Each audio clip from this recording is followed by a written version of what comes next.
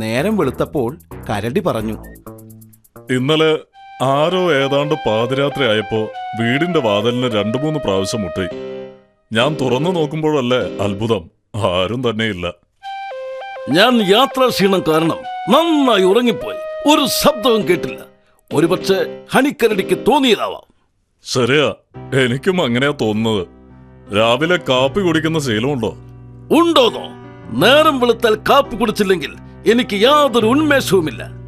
എനിക്കും അങ്ങനെയാ, പ്രത്യേകിച്ച് മഴക്കാലത്ത്. ദാ കുടിച്ചോളൂ. നന്ദി. രാവിലെ കുറുക്കൻ കാപ്പിയും കുടിച്ച് ടാറ്റയും പറഞ്ഞുപോയി. ബ്രേക്ക്ഫാസ്റ്റ് കഴിക്കാൻ തേനെടുക്കാൻ നിലവറയിൽ കയറിയപ്പോഴാണ് കരടി തന്റെ മണ്ടത്തരം മനസ്സിലാക്കുന്നത്. നിലവറയിൽ ഒരു തുള്ളി തേൻ പോലും ബാക്കിയില്ല. ദൈവമേ, കുറുക്കനെ വീട്ടിൽ കയറ്റിയത് ആന മണ്ടത്തരമായി പോയല്ലോ. അവൻ മുഴുവൻ തേനും മോഷ്ടിച്ച് കളഞ്ഞല്ലേ. അന്നത്തെ സംഭവത്തിന് ശേഷം കരടി ഒരു പാഠം പഠിച്ചു. അപരിചിതരായ അതിഥികളെ സ്വീകരിക്കുന്നത് വളരെയധികം ശ്രദ്ധയോടെ ആവണമെന്ന പാഠം.